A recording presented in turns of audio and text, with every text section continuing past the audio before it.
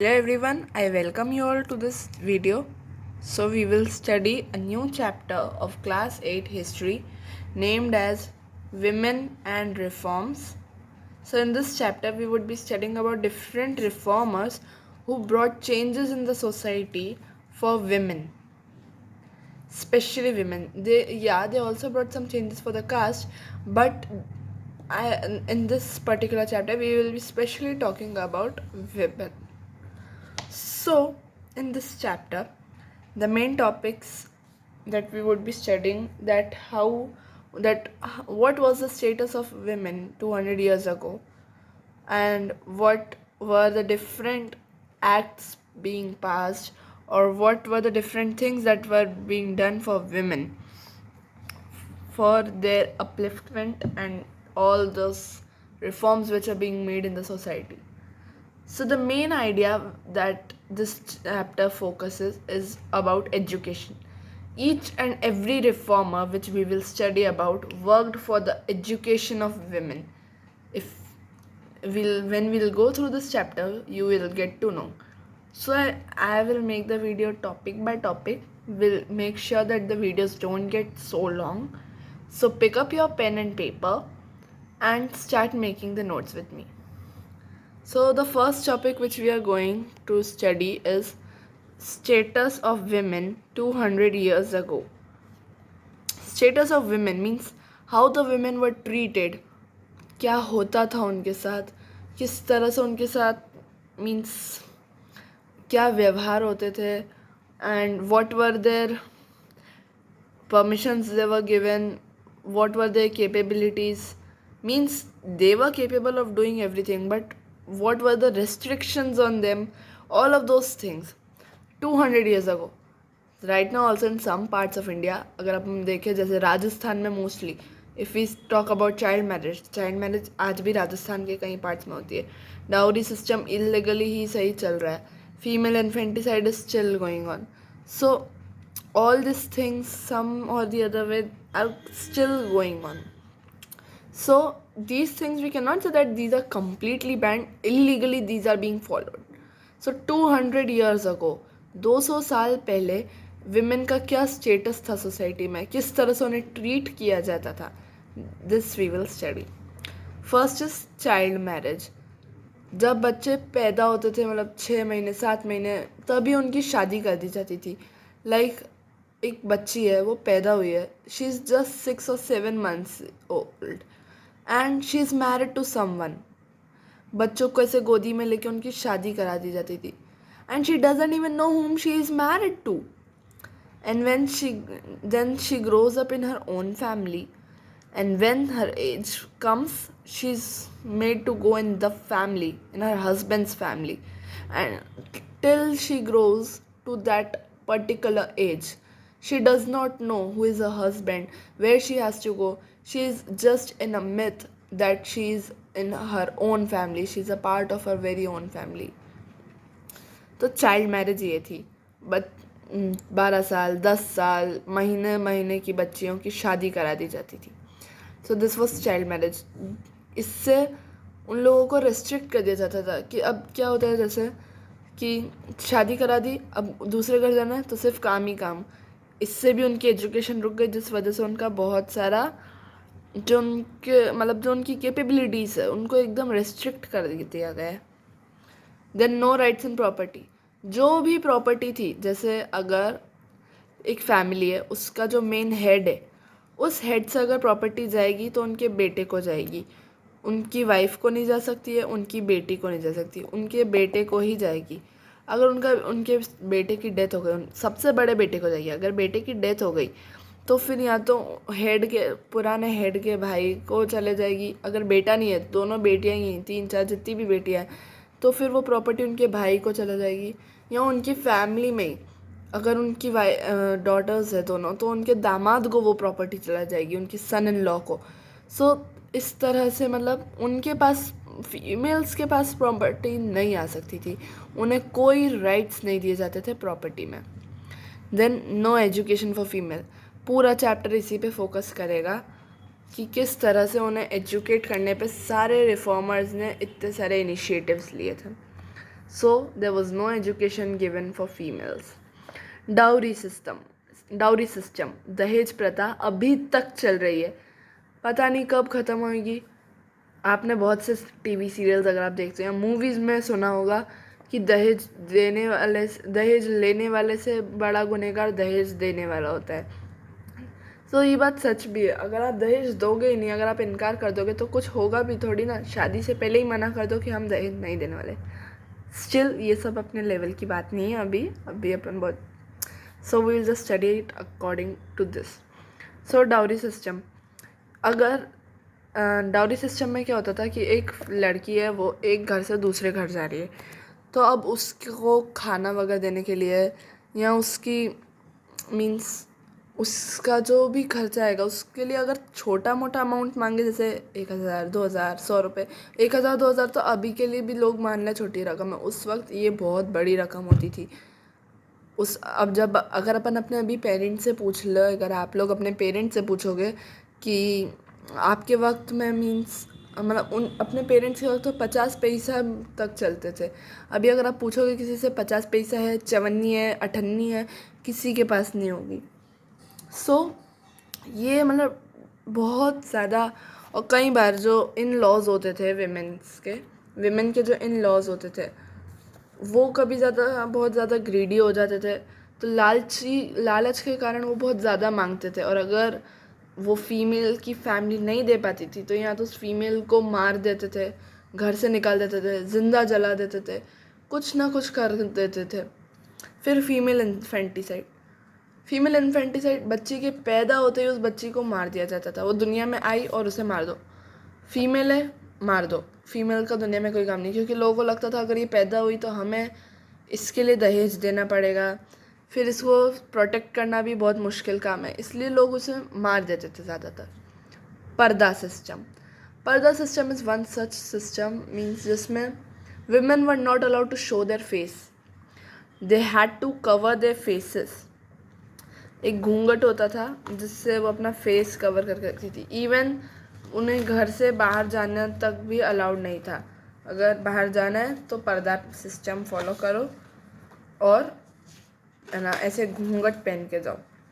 So this was about the पर्दा system like. और तो ये बहुत ज़्यादा मतलब उनके ऊपर रेस्ट्रिक्शंस करी जाती थी, उन्हें घर से बाहर जाना नहीं अलाउ करते थे। पर्दा सिस्टम भी था, मिडाइवल पीरियड में ये ज़्यादा चलता था।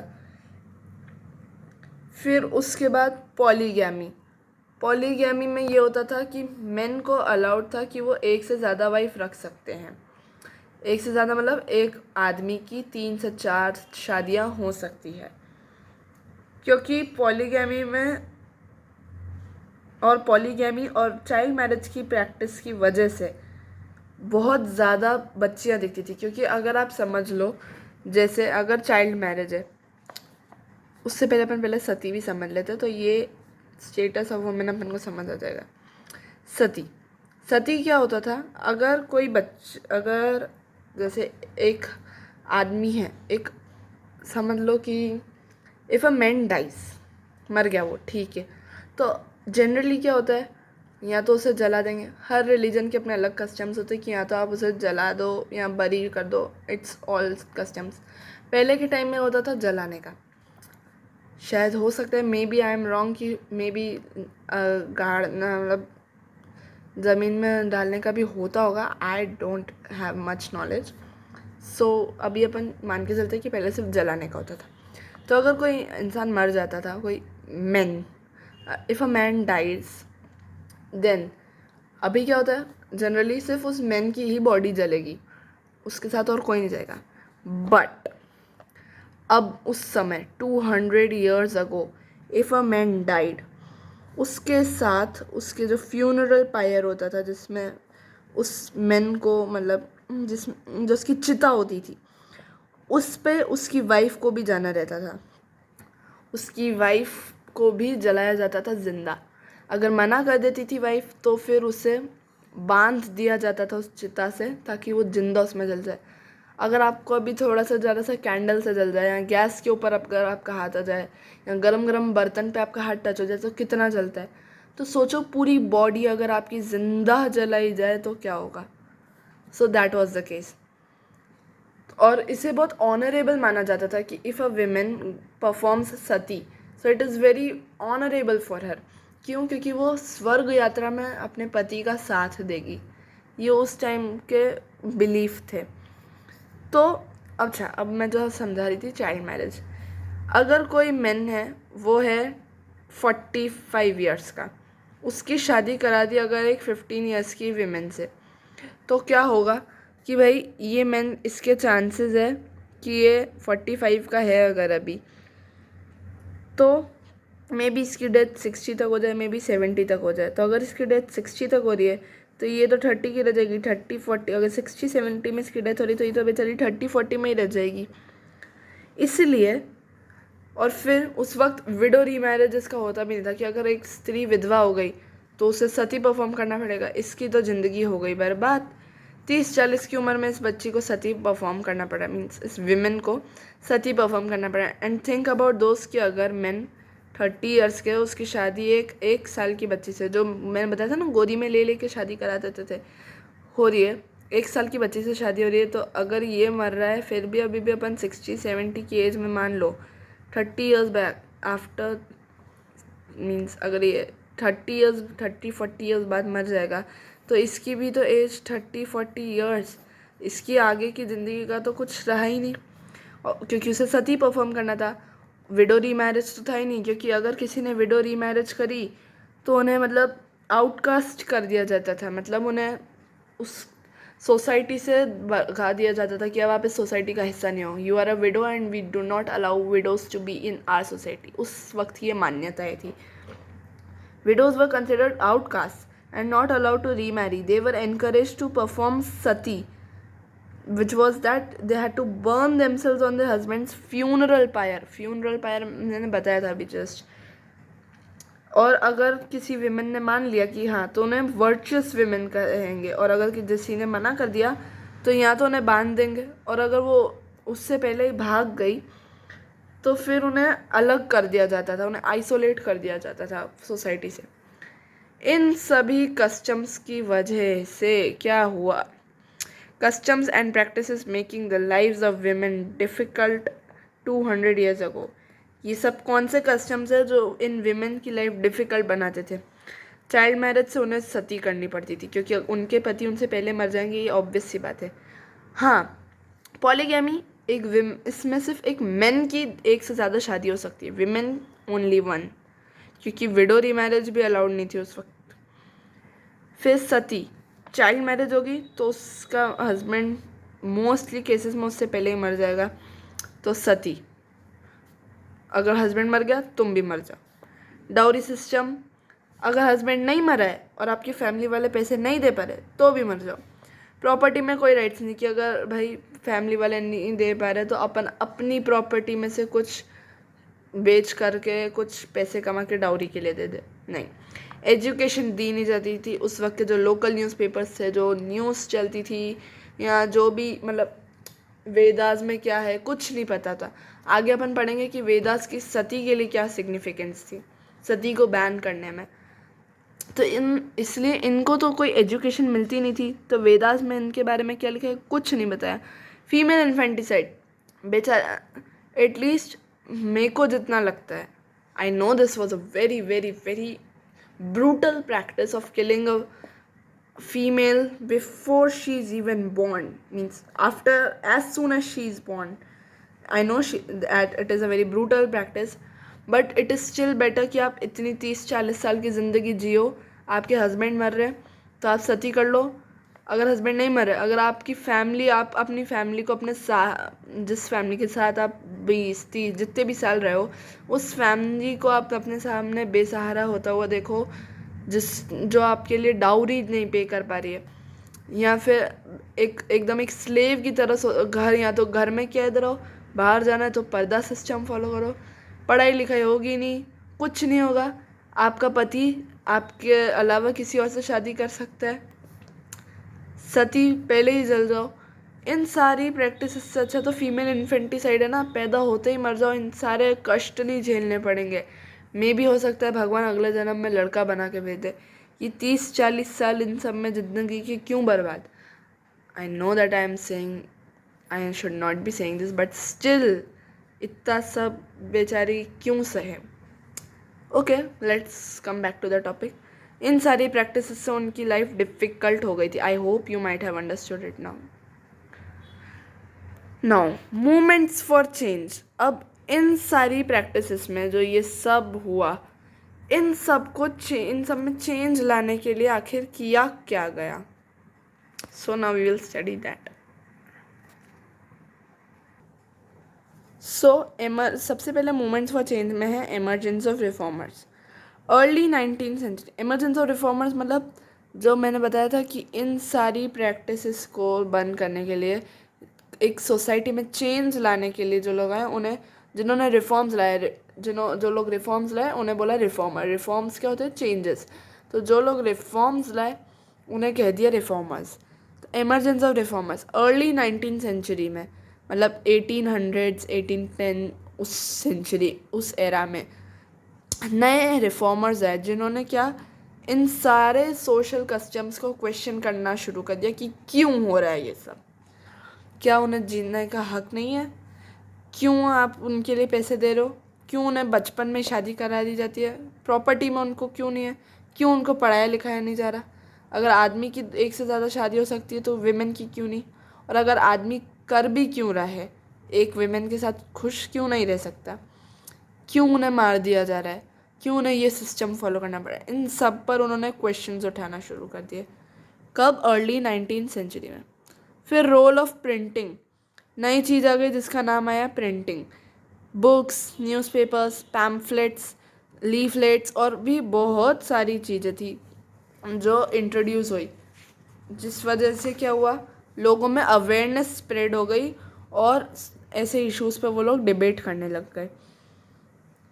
19th सेंचुरी में बहुत सारे लोग थे, इंडियंस ही थे, जिन्होंने इन सारे कस्टम्स को, इन सारी प्रैक्टिसेस को, जो विमेन को बहुत पुअर कंडीशन में ले जाती थी, मतलब उन बहुत ज़्यादा ब्रूटल प्रैक्टिसेस जो थी है।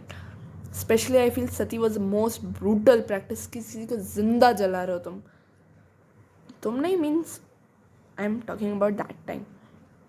सो दैट, तो इन सब पर लोगों ने क्वेश्चनिंग करना शुरू करा। उन्हें क्या लगा कि प्रैक्टिसेस ये सब बंद हो जानी चाहिए और इनमें चेंजेस लाने चाहिए, इनको रिफॉर्म किया जाना चाहिए। कई सारे रिफॉर्मर्स ने, मैंने पहले ही बताया था कि ये जितने भी रिफॉर्मर्स हैं उन सब ने क्या बोला कि भाई सबसे पहले तो इनको एजुकेट करो, विमेन को।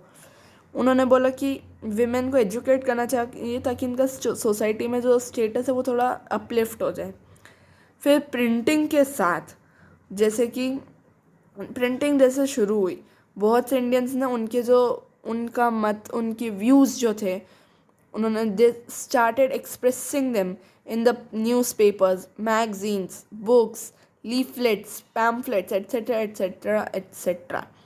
इन सब में प्रिंटिंग करना उन्होंने शुरू कर दिया, जिससे क्या हुआ, उन्होंने इन इश्यूज़ के बारे में क्वेश्चंस और पूरे सोसाइटी एक बहुत लार्ज व्यू पे रेज करना शुरू कर दिए और इन सब पे डिबेट शुरू हो गई। बहुत सारे रिफॉर्म मूवमेंट्स इंडिया में ऑल ओवर इनिशिएट हुए। ब्रिटिशर्स से भी इन रिफॉर्मर्स को सपोर्ट मिला। कैसे सपोर्ट मिला? ब्रिटिशर्स ने सती बैन कराई। 1829 में उन्होंने एक लॉ पास करा जिससे सती बैन हुआ। उन्होंने विडो री मैरिजेस को लीगली बोल दिया कि हाँ, विडो री मैरिजेस आर अलाउड। उन्होंने फीमेल इन्फेंटिसाइड के लिए भी बहुत से एफर्ट्स करे। क्या हुआ, ब्रिटिश को भी लगा कि भाई Indian women should get their rights, they must be allowed to live a happy life. Though ये एफर्ट्स काफ़ी नहीं थे, बहुत ज़्यादा स्ट्रगल करना पड़ा for the equal rights of the women. Finally जब कॉन्स्टिट्यूशन आया अपना 1950 में, जब अप्रूव हो गया कॉन्स्टिट्यूशन, तब है ना, मीन्स तब अपन बोल सकते कि विमेन जो अभी ज़िंदगी जी रही है उस टाइप की ज़िंदगी तब से जीना शुरू हुई है। स्टिल ये कुछ प्रैक्टिसेस जो ये है, इनमें से कुछ still continue, but illegally, but efforts are being taken. Britishers ने बहुत सारे लॉज पास करे विमेन को हेल्प करने के लिए. सबसे पहले उन्होंने सती बैन करा, विडो रीमैरिजेस को लीगल करा, और उन्होंने बहुत बहुत मेहनत करी फीमेल इन्फेंटिसाइड के लिए. और फीमेल इन्फेंटिसाइड को कब बैन कर दिया? 1795 में. डेट्स याद रखना. At the end of the chapter I will share a date sheet with you. So this was all about the topic status of women 200 years ago and movements for change.